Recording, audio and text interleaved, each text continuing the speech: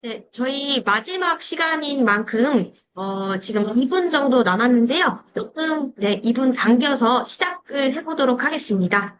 네, 저희 그 마지막 강의는 데이터 기반 현장 연구 지원, 강의를 맡아주신 대전 대신고등학교 하진수 선생님이 진행을 해주시겠습니다. 감사합니다. 네, 안녕하세요. 선생님들 목소리 들리시나요? 네네, 들리시나요? 네, 들리시면은 채팅창에 한번 1이라고만 좀 쳐주시면 감사하겠습니다. 네.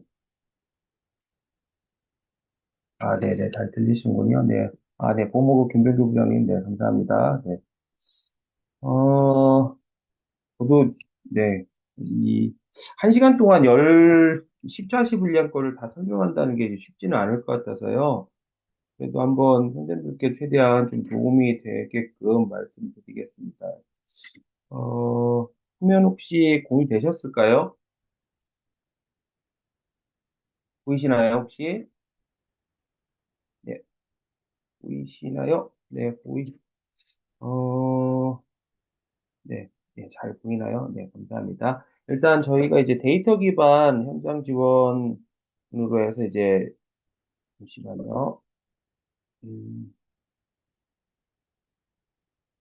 데이터 기반 현장 그 연구 지원으로 이제 진행을 했는데요. 첫 번째 1차 시와 2차 시 부분에서는 디지털 기반 교육에 의해서 이제 있어서 우수 수업 사례를 좀 공유하고자 하였습니다. 그래서 선생님들이 어떻게 데이터 기반 현장 수업이나 이런 것들 활용할 수 있을지 해서 이제 준비를 했고요. 첫 번째는 이제 스마트 기기 활용 수업 사례인데요. 저희 학교는 지금 아이패드로 수업을 전체적으로 다 운영을 하고 있습니다. 그래서 넘버스나 페이지스나 아니면 스위프트 플레이그라운드를 활용해서 학생들이 수업하는 사례들을 이제 하나씩 하나씩 좀 보여드리고요. 그다음에 이제 넘버스를 활용해서 이제 수업 교과서나 학습지를 활용하고 페이지 활용해서 포스터, 포트폴리오 제작하는 과정들 안내를 해드리고요. 그다음에 요거는 이제 저희 학교에서 실제 했던 수업 사례입니다. 공학 시간에 했던 건데, 에너지 공학 시간에 했던 건데요. 실제 이 문제가 2022년도 에너지 공대 켄텍이죠. 켄텍에서 나왔던 문제를 좀 변형시킨 겁니다. 그러니까 데이터를 거기 같은 그 에너지 공대 같은 경우는 이런 데이터 셋을 주거든요. 첫 번째는 평균 일사량 관련 데이터를 주고요. 그다음에 평균 풍속이나 풍향, 그다음에 해류 방향을 주고요. 그다음에 하나의 그 지도를 줍니다. 지도를 줘서 어느 지역에 뭐 태양광 발전소를 설치하는 것이 좋은가, 어느 지역에 화력 발전소를 설치하는 게 좋은가, 그 타당한 이유를 들어라. 라고 해서 문제가 좀 참신하고 아이디가 좋아서요. 공학 시간에 이거를 응용해서 문제를 새롭게 선생님, 그, 김성규 선생님께서 문제를, 다시 재구성하고 편집해서 이제 이런 것들로 아이패드에서 수업을 할 수 있게끔 구성을 해봤습니다. 그래서 보시면, 네. 위에 있는 기본 전제 조건을 바탕으로 해서 화력 발전소를 위치할 때 원자력 발전소를 위치할 장소, 그다음에 풍력 발전소를 설치하기 위한 조건이나 환경, 태양광 발전과 그다음에 발전소에 대한 설치하기 위한 조건과 환경을 준 다음에 어느 마을에 설치하는 게 좋을지에 대해서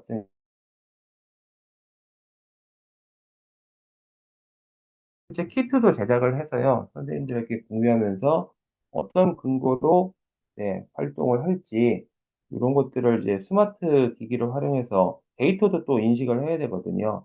앞에서 말했던 이 세 가지 데이터를 바탕으로 해서 또 그리고 주어진 조건에 따라서 데이터를 어떻게 학생들 스스로 분석하고 해석해야 될지 하는 사례들을 이제 일장계로 한번 준비를 해봤고요. 그래서 여기에 필요한 거는 경제적 가치와 사회적 가치, 환경적 측면을 포함해야 되기 때문에 단순하게 그냥, 뭐, 에너지 효율이 높아서 좋다, 뭐, 풍력이 세서 좋다라고 하는 건 아니고요. 다양한 측면에서 고려를 해야 됩니다.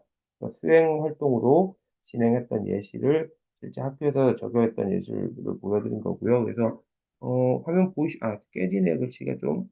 네. 그래서 뭐 A 지역에 설치하게 된다면은 온실가스나 미세먼지를 발생하지 않기 때문에 설치 가능하고요. 화력 발전 뭐 경제적으로는 네, 마을과 직선 경로에서 산이 방해하지 않도록 했기 때문에 가능하다 해서 타당한 근거를 들고 거기에 대한 예시를 어떻게 학생들이 논리적으로 전개할 수 있을지, 학생들이 설명할 수 있을지, 이걸 고등학교 1학년 때 했던 수업 사례들을 실제 보여주면서 선생님들이 적용할 수 있는 것들을 이제 보여주고자 합니다. 그래서 이게 1시간 정도 선생님들 실습할 수 있는 사례로 지금 만들었고요. 그래서 보시면은 평가 요소까지 넣어놨습니다. 공학 문제 해결해서 이렇게 문제를 제시한 다음에 문제 상황에 따라서 육하 원칙을 구체로 쓰고 문제 상황에 따른 정보를 분석하고 문제 상황에 필요한 아이디어를 6가지 이상 쓰고 그다음에 거기에 대한 평가 행렬법, 창의성, 실용성, 경제성, 실현 가능성에 따라서 학생들 스스로 자기 평가 및 동료 평가를 해줍니다. 그래서 어떤 아이디어가 제일 좋은지 이제 활용하는 것을 이제 한 개로 한 거고요. 또 다른 걸로 이제 창의적인 아이디어 스케치하는 방식인데요. 간단하게 그림을 그려서 본인들의 어떤 문제 해결 과정, 실생활 세계에 있는 문제 해결 과정들을 간단하게 프로타입으로 구성할 수 있도록 하는 예시를 이제 들어왔습니다. 그래서 이거는 학생들 사례 예시를 들고 왔고요. 어떻게 이렇게 구성할지, 네, 선생님들하고 같이 공유하는 시간을 갖고자 합니다. 네, 그래서 요거 같은 경우는, 네, 보면은 산하총회 활성탄을 어떻게 할 건지에 대한 자기가 간단하게 이제 한 장짜리 그림으로 그려보는 예시를 이제 들었고요. 그다음에 네, 아이패드에서 이제 SGIS, 요것도 이제 SDGs 북클럽이라고 해서 저희 학교에서 이제 학교에서 진행하고 있는 북 레포토리에서 학생들이 포스터를 그리는 건데 독서를 통한 포스터 제작입니다. 그래서 지금처럼 네, 표지 제작하고 SDGs 주제 선정한 다음에 포스터를 4인 1조 또는 6인 1조로 한 다음에 어떤 식으로 북 레포토리 그 클럽을 구성하고 앱 제작까지 할 수 있게끔. 그래서 복잡하지 않습니다. 그냥 학생들이 책을 읽고 그 책에 대해서 책 속에 있는 그런 지식적인 측면 플러스 그다음에 학생들이 성장할 수 있는 과정, 네, 그런 것들을 기록할 수 있도록 하는 것을 자체적으로 하는 활동들, 모습들을 네, 만들어 놓은 것입니다. 그래서 그것들을 이제 공유하게끔 네, 제작을 이것들을 선생님들에게 하나씩 사례별로 보여주면서 네, 공유하는 시간을 갖고자 합니다. 그래서 포스터 이거 실제 학교에서 했던 사례고요. 네, 페이지 이용해서 했습니다. 네. 그 다음에, 네. 앱도 이제 복잡한 앱은 아니고요. 간단하게 그냥 앱 디자인 정도만 됩니다. 그래서 간단하게 앱 디자인해서 앱으로 어떤 식으로 이동해서 학생들이 자료를 볼 수 있을지 해서 주제 선정하고 그 주제에 맞는 책을 클릭하면 그 책에 있는 내용들을 정리하고 그걸 통해서 어떻게 그 사회적인 문제나 아니면 교과 과정에서 적용할 수 있을지 이런 것들을 프로타입으로 제작하는 것을 보여준 겁니다. 네. 그래서 자체적으로 이제 이게 하나의 학급 프로젝트거든요. 그래서 학급 내 프로젝트로 해서, 네, 이게 한 개면 모르겠지만 10개 반씩을 운영하기 때문에 이걸 하나로 묶어놓으면 또 그것도 하나의 큰 데이터가 되잖아요. 그래서 학생들에게 다양한 독서를 좀 함양하고, 그다음에 독서 추천 프로그램이라고 보시면 됩니다. 그래서, 이런 식으로 학생들 쓰는 방안에 대해서 네, 안내를 해 드리고자 합니다. 그래서 이건 앱 제작인데요. 그리고 앱을 스위프트나 아까 플레이그라운드 이용해서 앱 구현하는 과정인데요. 이런 식으로 해서 그 디지털 디지털 리터러시 역량까지도 강화하고자 하였습니다. 네, 그런 사례들 실제 보여드리면서 이제 할 거고요. 그다음에 오답입니다. 2단원인데요. 잘못 나왔네요. 잘 들리시죠, 선생님들? 네네. 그다음에 2단원에서는 그다음에 소프트웨어, 그다음에 이치온이라고 해가지고 이건 수학, 공학, 국어 교과에서 이제 디지털이 아니죠. 그 데이터 같은 것을 어떻게 활용하는지 그런 예시로 드는 건데 퍼지 이론을 바탕으로 했습니다. 그래서 0 아니면 1 이거 그러니까 어떤 true 아니면 false라는 것 외에 그 중간값이라는 게 있잖아요. 그것을 어떻게 수학에서는 특히 true, false 참거심만 따지는데 중간값 0.5, 0.7 확률적으로 그런 값들을 어떻게 구성할지에 대해서 이제 한 건데요. 네, 퍼지 이론하고 매틀랩이라는 프로그램과 아두이노, 공학에서 사용되는 아두이노 많이 들어보셨겠지만 아두이노 활용해서 학생들이 삶 속에서 발생되는 문제를 함수로 구성하는 것을 고등학교 1학년 단계에서 이제 하는 과정들을 선생님들과 같이 공유하고자 합니다. 그래서 이제 아까 말씀드렸죠. 국어, 수학, 정보를 해서 지금 저희 세 개 교과 선생님들이 지금 융합해서, 올해 이제 제작을 해서 이제 만들어 놓은, 네, 그 수업 예시입니다. 그래서 뭐 활동이 이렇습니다. 명제의 뜻을 알고 모든 어떤의 뜻을 알고 피지컬 컴퓨팅을 하고 논제에 따라서 쟁점별로 네, 논증을 구성할 수 있을지 토론할 수 있을지 해서 토론 이제 국어에서는 퍼지 이론, 디자인을 위한 지식의 종류와 추론, 발명, 명제 구성을 하고요. 추론에는 어떤 명제가 있는지, 그다음에 명제를 구분하는 방식, 명제 참거짓인 명제, 참거짓으로 판단될 수 있는 게 명제다. 그렇지 않은 경우는 어떻게 된다. 그런 것들을 이제 수업 시간에 간단히 하고요. 네. 그리고 이제 퍼지 이론이 아까 말씀드린 퍼지 논리를 할 때, 뭐, 규칙을 설정합니다. 이런 것들은 이제 수업 시간에, 뭐, 신호등이 녹색인 경우 차를 앞으로 움직이고, 신호등이 빨간색 차를 멈추고, 비가 오면 어떻게 되고, 이런 식으로 간단한 논리를 만들어서, 그 논리에서 판단 기준이 어떻게 될 건지, 그거를, 퍼지 이론을 통해 가지고, 기준점을 잡는 과정을 수학에서 이제 운영합니다. 그래서 예시를 보시면 뭐 미국의 팁 같은 거 있잖아요. 팁을 주는데 팁을 얼마만큼 줄 거냐 이것도 상당히 좀 어, 논란의 소지가 있죠. 팁을 예를 들어 10%딱 주느냐 아니면은 왔는데 그쪽 그 종업원이 되게 불친절하게 했다. 그러면 팁을 낮게 줘야 되는 건데 그거에 대한 기준점을 어떻게 잡을 거냐. 예. 그리고 음식이 맛이 없다, 있다. 이런 것들도 또 얘에 따라서 이제 팁을 주는 게 명확하게 어떤 기준을 잡기 힘들기 때문에 허지 이론을 통해서 학생들이 네, 팁을 얼만큼 줄지 한번 예시를 또 들어줍니다. 그래서 요거는 이제 매틀랩이라는 것을 이용하는데요. 한 3개 정도 지금 변수를 주겠죠. 변수를 줘서 네, 어, 각각에 대한 변수에 따라서 팁을 얼만큼 줄지 지금처럼 논리 회로 구조를 통해서 이제 구성하도록 합니다. 그리고 네, 인풋 대비해서 서비스냐, 푸드냐, 또 거기서 뭐 다른 요소도 있겠죠. 지역에 따라 다를 수도 있을 거고요. 그래서 이런 변수들을 설정한 다음에 그다음에 거기에 따른 범위를 결정해서 네, 이렇게 구성하는 것을 실제 수업에 적용할 수 있도록 안내를 하고자 합니다. 그리고 이것도 이제 실습 과제로 아마 실제 한다면은 네, 연수를 진행할 겁니다. 그래서 그 과정들 쭉 설명을 하는 겁니다. 그래서 이제 결국은 네, 이런 함수 구성하는 과정을 통해서 이제 이렇게 구성은 됐으면은 아까 얘기했던 서비스나 푸드에 따라서 결정이 됐는데 근데 이게 이제 물리적인 피지컬 컴퓨팅으로 구성되면 상당히 더 좋잖아요.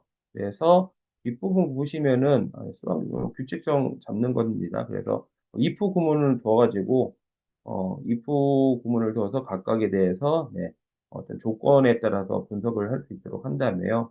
그다음에 음식에 따라서 이런 요소들에 따라서 실제 3천 그래프가 나옵니다. 그래서 어느 지점에서 팁을 얼만큼 줄지가 결정되는 과정들을 아이들이 실제 체험할 수 있도록 하고 결과론적으로는 이런 활동을 예시로 통해서 학생들이 직접 주제를 선정합니다. 그래서 퍼지 이론을 활용한 뭐 문제 해결 과정들을 실제 조별마다 과제로 해결할 수 있도록 수업 시간에 한 2, 3차시 분량으로 실제 진행을 하고 상당히 학생들이나 선생님들도 상당히 좋은 그 수업 만족도와 그다음에 좋은 결과를 보였던 예시입니다. 그래서 정보에서는 아두이노 기초 이론 해가지고 아두이노 뭐 요즘 아이들 많이 쓰지 않습니까? 그래서 아두이노에서 코드 작성하는 것도 직접 처음부터 쓰기 힘들면요, 뭐 챗GPT 활용하는 방식도 알려줍니다.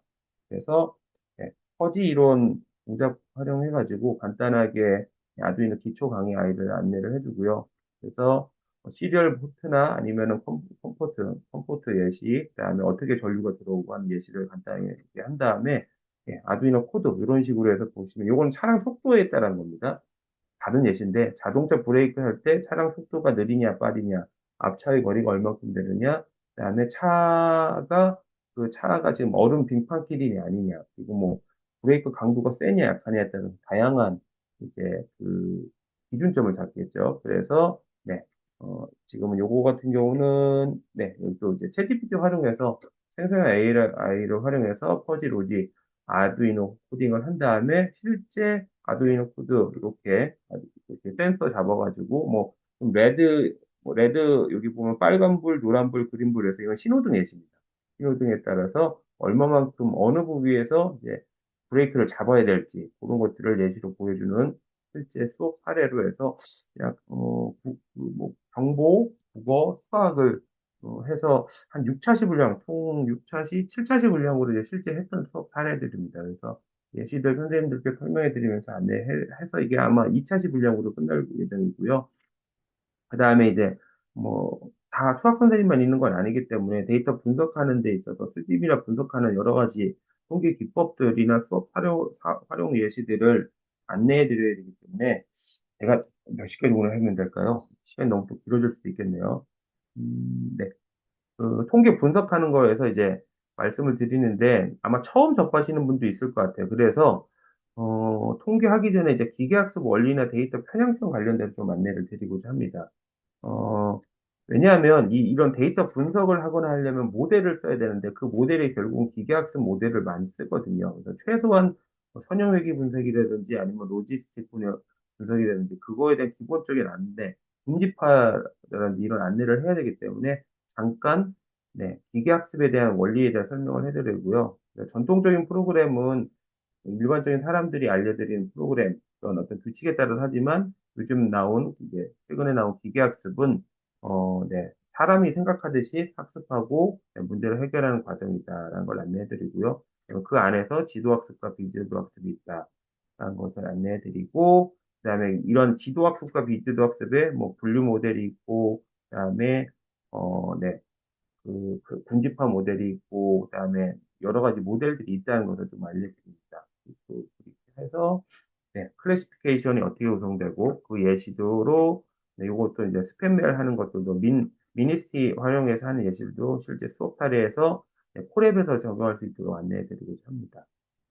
그 다음에 이제 이 뒷부분에 해야 할 부분인데요. 군집화 과정에 대해서 하려고 하거든요. 그래서 어떤 데이터가 그냥 그 무작위로 데이터가 있을 때 그 데이터를 어떻게 분류를 하는지 쪼개는지 군집화하는지 예시로 이제 설명을 해드리고 그다음에 마지막으로 이제 강화학습 부분 보상과 확률적인 개념으로 의사소통의 최적화 가는 과정도 간단히 설명해드립니다.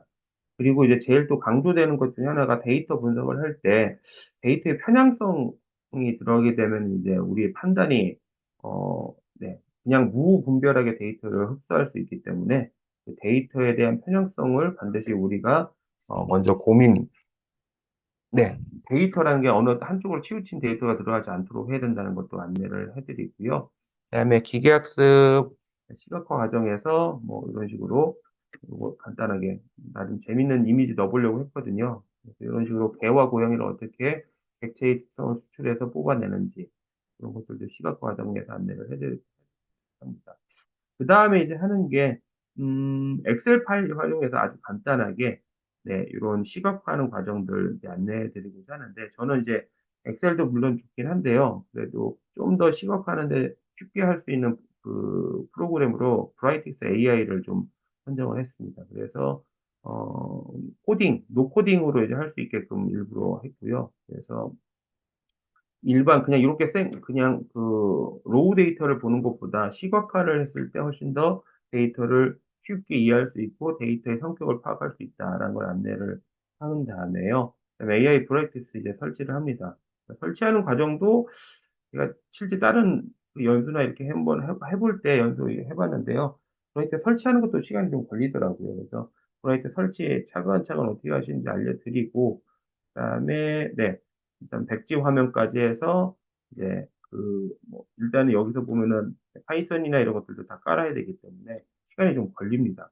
10분 정도 걸리더라고요. 그래서 설치 화면 한 다음에 그다음에 뭐 프로젝트 생성시키고 마지막으로 이제 그 프로젝트 모델 생성 과정까지 해서 하고 마지막으로 이제 선생님들한테 뭐 기계학습은 인공지능의 한 분야이고 기계학습은 지도학습과 비지도학습으로 분되고 구분하는 기준은 뭐보다 이렇게 간단하게 내용 점검할 수 있는 겁니다.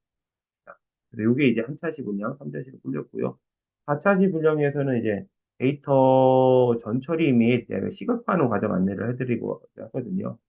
특정 뭐 상품을 뭐, 판매하거나 그런 건 아니고, 이게 나름 그래도, 한글화도 잘 돼 있어서 좀, 저는 쓰면서 좀 편하게 쓸 수 있는 거여서 물론 뭐 코딩을 짜면 더 좋겠지만은 학생들은 또 그 자체만으로도 큰 부담을 갖기 때문에 네, 그래서 기본적인 이제 기능 설명 해드립니다. 한 번씩 클릭하면서 눌러보게끔 해서 네, 워크플로우 어떻게 쓰고 데이터 일단 읽는 방법, 데이터를 어떻게 불러올지. 근데 데이터 읽을 때도 데이터의 그 파일명이 한글로 돼 있으면 또 깨지거든요. 그러면 그 안에 있는 뭐 열이나 행 같은 것들도 한글로 돼 있으면 깨지기 때문에 그런 부분들도 전처리 어떻게 처리할 건지 안내해드리고 제가 준비한 그 서울 지역 네, 집중호우 빈도수를 활용하는 예시를 실제 선생님들과 같이 공유해서 네, 데이터 활용해서 어떤 식으로 했을 때 오류가 생기는지 너무 처음부터 좋은 데이터 드리면은 나중에 오류냈을 때 잡지를 못하더라고요. 아이들이 계속 질문하고. 그래서 선생님들한테도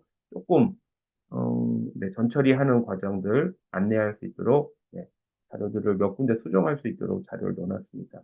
그리고 공유하는 것은 나름 노션에 이제 자료를 넣어놨고요. 그런 전처리하는 과정들 쭉 설명해서 데이터, 이제, 네, 네, 데이터 업데이트까지 네, 쭉 시켜서 한 다음에요.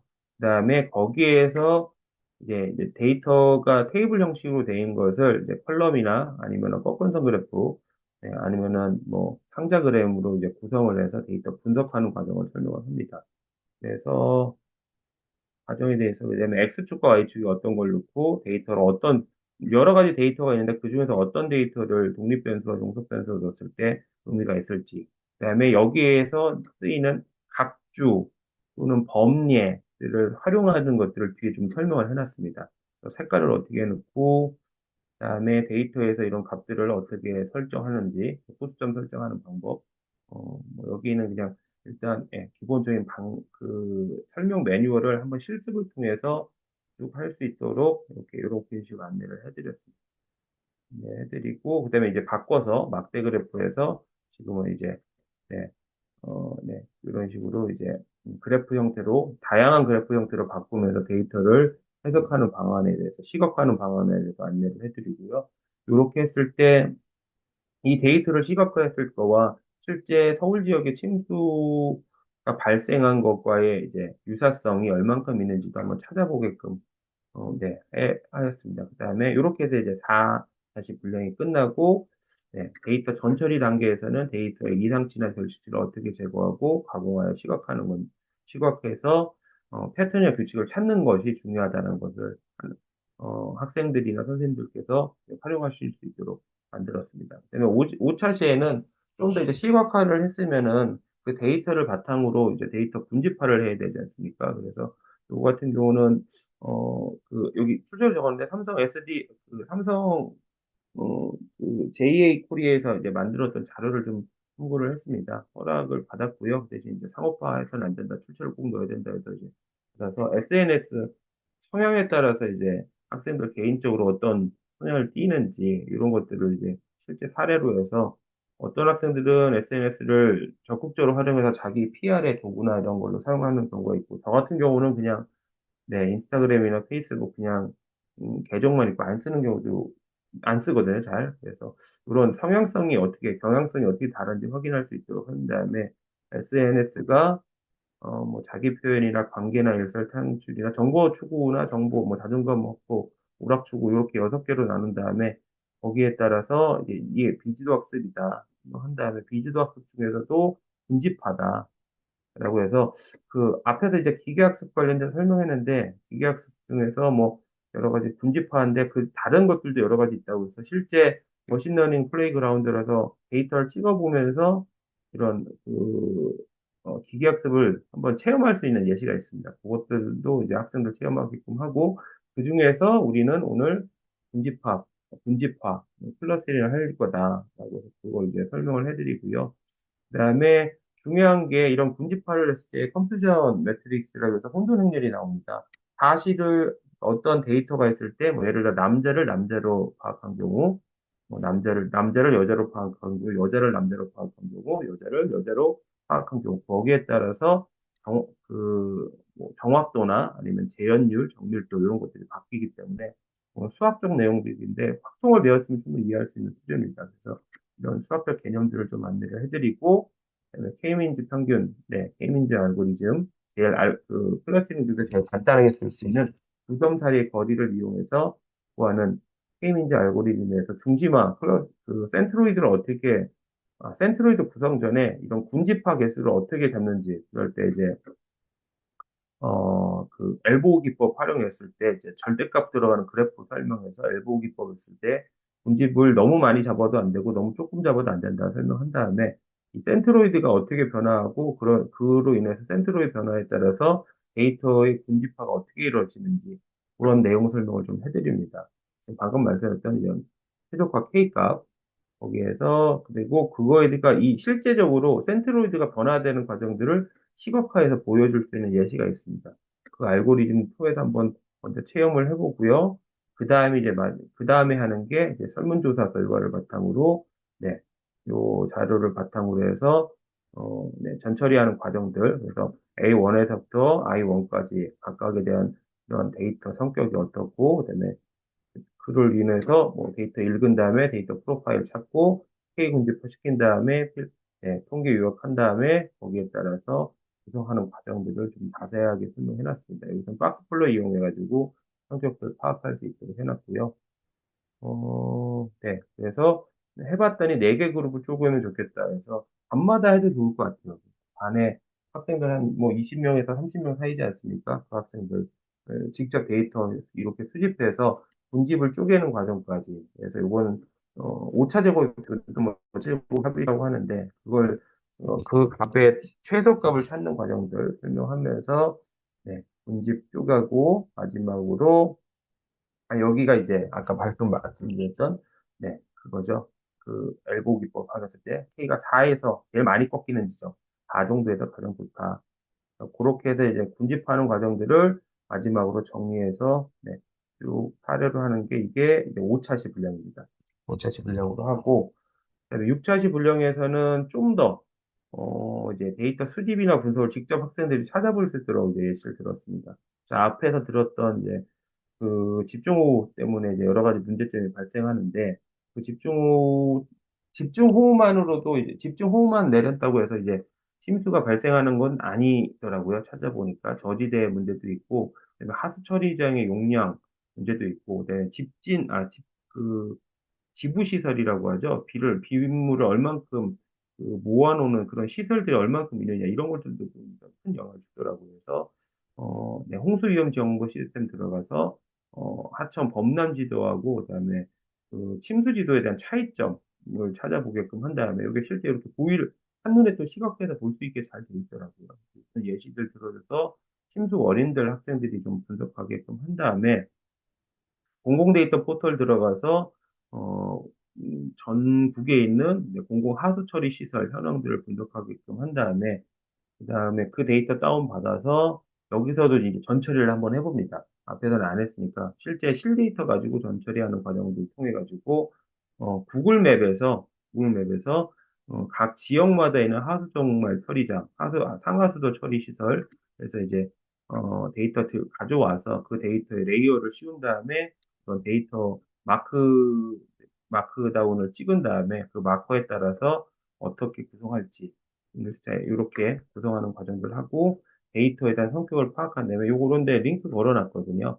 그 다음에 상하수도 시설의 지역별 특히 이제 시설 용량과 유입 하수량에 따라서 이 차이가 적으면은 그만큼 집중호우 때 빗물을 이제 하수 처리할 수 있는 양이 적다는 얘기이기 때문에 그런 얘기들을 학생들이 좀 찾을 수 있도록 설명하고 그다음에 강수량 관련 데이터도 통계지리 정보 시스템이나 아니면 기상청 데이터를 끄집어 와서 쓸 수 있도록, 그런 그것들도 어떻게 데이터 수집하는지, 학생들의 데이터 수집하는 방안에 대해서 좀 더 여기는 강조를 했습니다.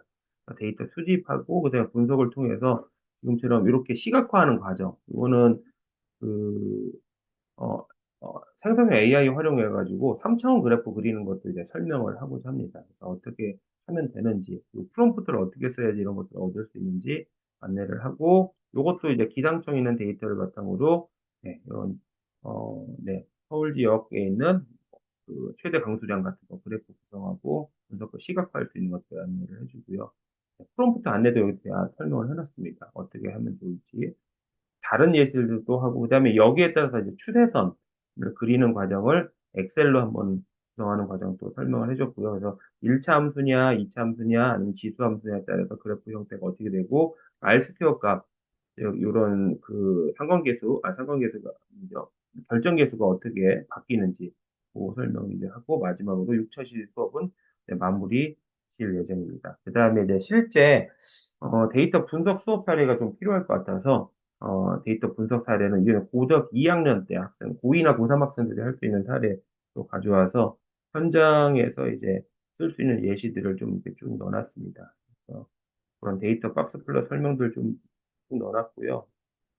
네, 간단하게 실제 했던 예시들, 네, 여기서 이제 T검정이나 P검정 얘기가 좀 필요하기 때문에 그런 귀무가설, 대립가설, 정규성 검정을 왜 해야 되는지 실제 다 그 데이터 분석할 때 반드시 필요한 요소들이거든요. 요거에 대한 설명들을 좀 하고, 네, 어떻게 구성을 샤피로 윌크 검정한 다음에 그다음에 율곡선 순위합 검정까지 해야 된다. 이런 것들도 설명을 좀 하고요. 요건 아마 좀 심학습이 될 것 같습니다. 그래서 이게 이제 동그라미를 통해 가지고 활용할 수 있거든요. 그래서 동그라미가 좀 많이 개선됐습니다. 과거에는 솔직히 저도 잘 안 썼는데 최근 들어서 다시 확인해 보니까 상당히 데이터가 많이 업그레이드 되고 활용할 수 있는 게 많이 있어서 동그라미 내에서 T 검정하시는 예시를 실제 실습을 통해서 할 수 있도록 넣어놨습니다. 그리고 이제 네, 요건 지금 7차시, 8차시 분량인데 확률과 통계에서 이제 실제 학생들이 했던 사례입니다. 노인 모바일 이용 능력이 실전 생활에 만족도 얼마큼 영향을 미치는지 해서 데이터 시각화한 다음에 정규성 따지고 그 정규화에 따라서 네, 상관계수나 아니면은 네, 상관계수나 F 검정, T 검정까지 해서 결론 일어나는 과정들 네, 쭉 그 과정들을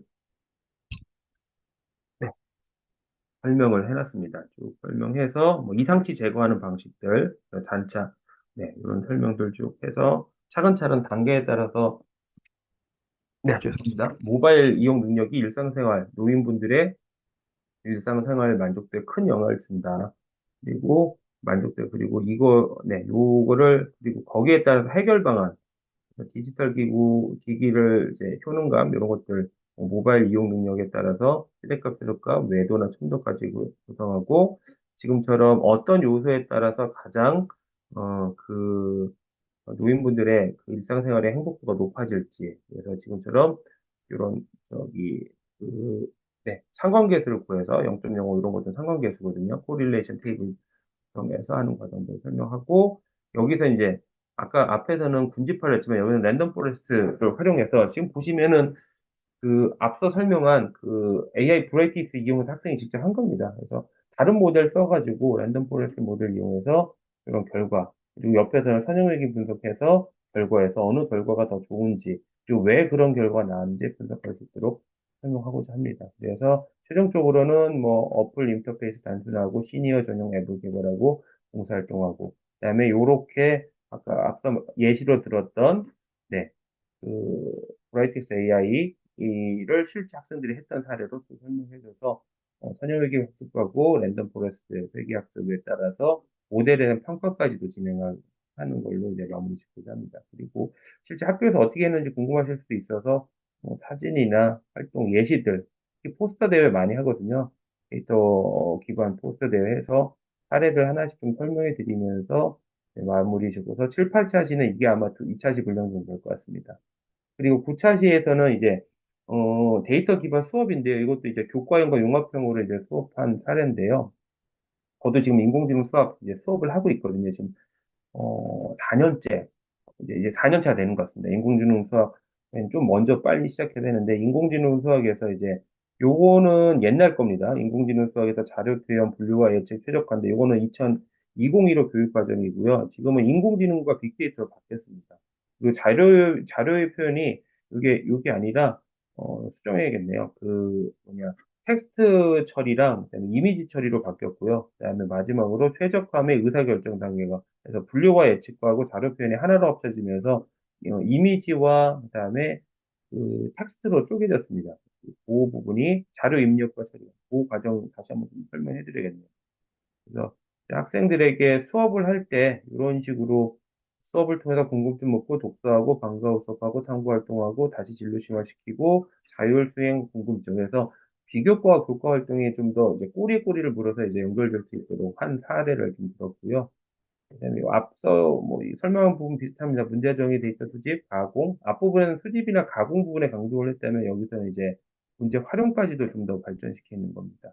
그래서 전체적으로 여기서 한 것은 이제 그 이미지 처리보다는 텍스트 처리로 활용해가지고 그 타운 프리퀀스 그다음에 인버스 다큐멘터리 프리퀀스 해가지고 데이터를 그 문장으로 나와 있는 데이터를 형태소 형태로 쪼갠 다음에 거기에 대한 그 문장 간의 유사도 같은 거 검출하는 그 방식들, 그다음에 서포트 벡터 머신이나 디시전 트리 이런 것들을 해가지고 모델을 해서 분류하는 과정들 설명을 했고요. 실제 이것도 수업을 했던 예시가 있습니다. 뒤에 보시면 QR 찍으시면 바로 다 뜨게끔 되어 있거든요.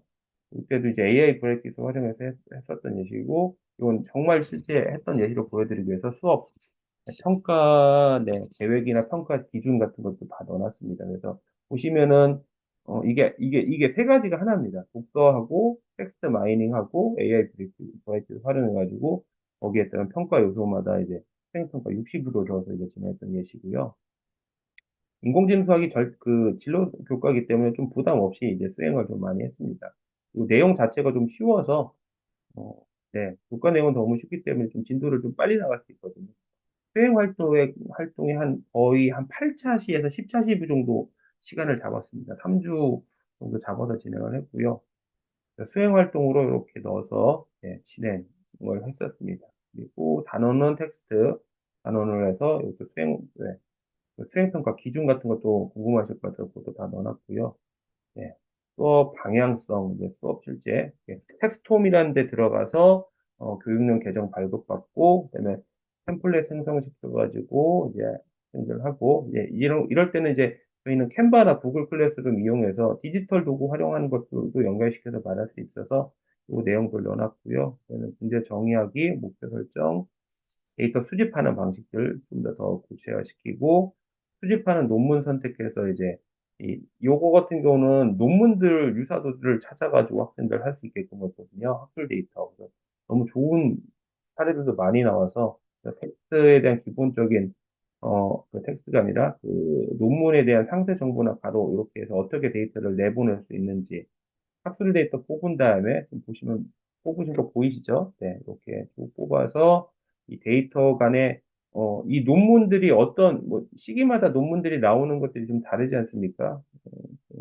그래서 그 논문에 대한 네, 데이터 수집한 걸 통해서 전 처리를 하고 다시 또 형태소 형태로 분리하는 것은 텍스트 폼에서 가능합니다.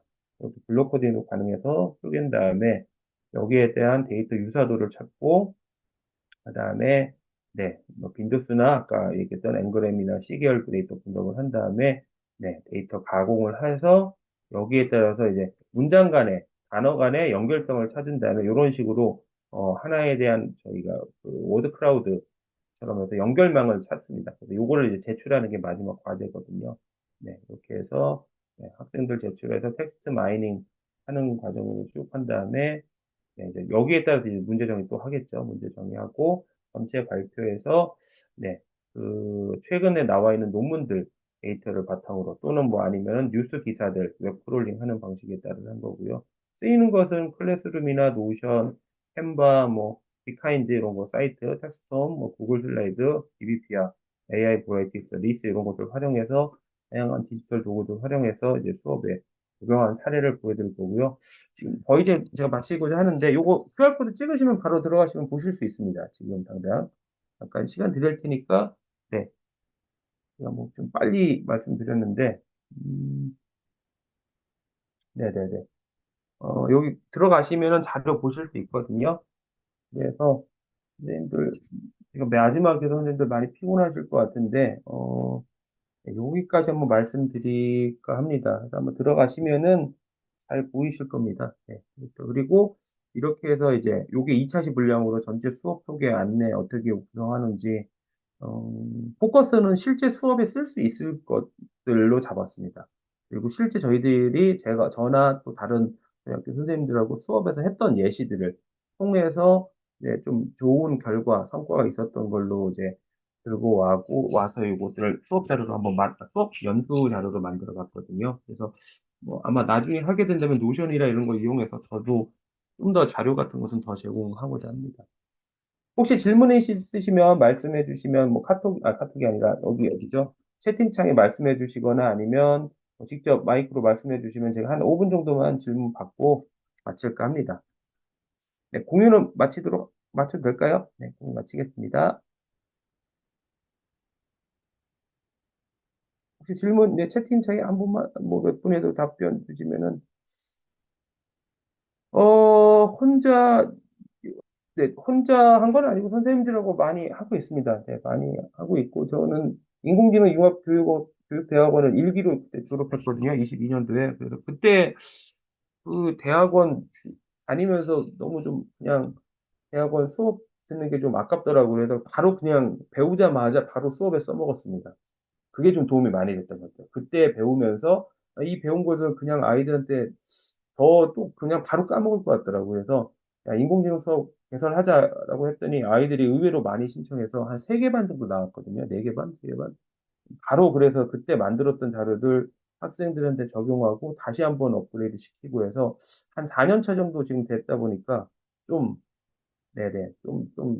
이제는 뭐 인공지능 수학이나 기초, 이런 쪽, 뭐 데이터 과학과 머신러닝도 많이 수업을 하면서 저도 좀 성장하고 있습니다. 네네, 감사합니다. 네. 원석 선생님. 네. 고문고 김병규 부장님, 네. 이 교환으로 진행되는 연수는 일반 선생님 대상으로 하는 건가요? 일반 선생님, 이게 다를 것 같습니다. 이게 좀 수학적인 내용도 좀 있고 해서 어떤 선생님들이, 뭐 정보 수학 선생님들이 한다면 지금 있는 수준에서 다 그대로 해도 될 것 같고요. 그게 아니라 모든 교과 선생님들이 한다고 하면은 일부 내용은 좀, 네, 수정하거나 아니면 삭제를 할 것 같습니다. 그래서, 네, 삭제를 해서 선생님들 수준에 맞춰서 이제 고급 과정이냐 아니면 중급 과정이냐 초급 과정이냐에 따라서 초급화를 하기에는 좀 어려울 것 같고요. 중고급 과정으로 진행을 해야 될 것 같아요. 네, 네, 네. 그래서 그런 것들은 이제 안내를 해드리고 네, 선생님들께 이제, 공지를 하고 선생님들 받아야 될 것 같습니다. 네, 전남 가야초 배원석 예, 부장님. 최근 데이터 분석 공부에서 활용하려고 하는데 추천하는 방향이 있을까요? 어, 데이터 분석은 제일 좋은 게 실데이터 분석하는 게 제일 좋은 것 같아요. 그래서 학생들한테도 최소한 뭐, 설문지라도 한번 작성해서 데이터 분석하는 방식이나 아니면 공공 데이터나 아니면 아까 빅한지도 나왔고 뭐 여러 가지 있는데 그런 SGIS도 있고 요즘 되게 자료가 많이 좋은 게 되게 많아요. 너무 많은데 찾아본다는 게 또 일이긴 하거든요. 그런 것들을 좀 아이들에게 어디에 있는지만 공유를 해줘도 상당히 학생들은 또 신기하면서 좋아하더라고요. 그래서 그런 널려있는, 정말 그냥 널려있는 이런 빅데이터를 어떻게 좀 유의미한 정보로 수정 아니면은 좀 변환시킬 수 있을지, 그리고 그걸 통해서 우리 사회에 있는 여러 가지 문제점들을 어떻게 현실적으로 해결할 수 있는 방안들을 모색할 수 있을지, 이쪽에 좀 포커스를 잡고 진행하면 어떨까 싶습니다. 그리고 스팀형으로 해서 한 교과가 아니라 다교과가 필요하거든요. 사회 문제 해석하려면 사회 교과도 알아야 되고, 과학적인 분석 능력도 있어야 되고, 수학적 사고 능력도 있어야 되고, 정보 처리 능력도 있어야겠죠. 그래서 스팀 쪽으로 좀, 예, 강조를 하시면 어떨까 싶습니다. 또 다른 질문 있으실까요? 아, 네네네, 감사합니다. 없으시면, 뭐, 이 정도 지금 제가 원래 예상 시간이 50분이었는데 42분 지났네, 42분 지났네요. 44분 지났네요. 2분 일찍 시작했죠. 네네. 여기까지 해서 혹시 마치면 어떨까 싶은데 괜찮을까요, 선생님들? 네네. 구글 지금 올라갔으니까요. 출석 체크, 저도 이거 해야겠네요. 출석 체크, 네, 요거 꼭 한번 하시면 좋을 것 같습니다. 저도 좀 안 했네요. 요 출석 체크 좀 나가시기 전에, 네, 꼭 한번, 네, 출석 체크 꼭 하시고, 네, 네, 어떤 선생님들께 하셨는지, 좀 도움이 되셨을지 모르겠습니다. 이게 10시간 넘게 해야 되는 건데, 이걸 1시간 뭐 40분 만에 내용 설명 쭉 하려니까, 저도 급하게 막 말씀드렸는데요. 네, 그래도 혹시나 제가 뭐 나중에 필요한 자료 있으시면 언제든지 연락 주시면은, 네, 여기 그 충남대 AD 사업단 통해서 하시면 제가 어떤 뭐 자료 같은 건 다 항상 공유해 드리니까요. 말씀해 주시면 감사하겠습니다.